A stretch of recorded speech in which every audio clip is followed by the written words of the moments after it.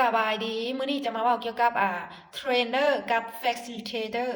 มันต่างกันแนวใดบางคนยังสับสนเข้าใจยากเนาะหรือว่าจื้อยากนะมื้อนี้จะอธิบายแบบเข้าใจง่ายจื้อง่ายแต่ว่านึกเห็นภาพเลยเนาะก็คืออันที่1เทรนเนอร์แม่นผู้ที่สอนหรือว่าครูสอนก็คือคนที่สอนอยู่ในห้องถ่ายทอดความรู้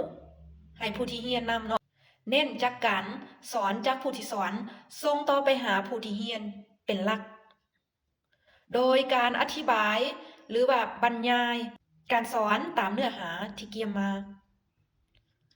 ยกตัวอย่างวิธีการเฮ็ดบัดเจ็ตเนาะจากเทรนเนอร์ก็จะสอนวิธีการเฮ็ดขั้นตอนต่างๆวิธีการเฮ็ดบัดเจ็ต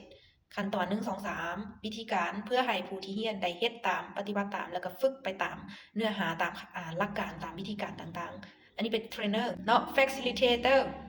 แม่นหรือว่าผู้อำนวยความสะดวกเนาะก็คือผู้ที่ชี้นำหรือผู้เปิดพื้นที่ให้ผู้อื่นได้มาเรียนรู้ร่วมกันแชร์ไอเดียซึ่งกันและกัน เน้นความรู้จากผู้ที่เข้าร่วมทั้งหมดเพื่อมาแชร์ประสบการณ์ซึ่งกันและกันคำถามจะเป็นลักษณะคำถามเปิดเพื่อให้ทุกๆคนได้แชร์ร่วมกัน ยกตัวอย่างเนาะคำถามเกี่ยวกับทุกคนมีปัญหาเกี่ยวกับการบริหารการเงินบ่เนาะส่วนใหญ่จะเป็นคำถามเปิดแบบนี้เพื่อให้ทุกคนที่เข้าร่วมได้แบ่งปันแชร์ประสบการณ์ซึ่งกันและกัน สรุปเทรนเนอร์ก็คือคนที่สอนถ่ายทอดความรู้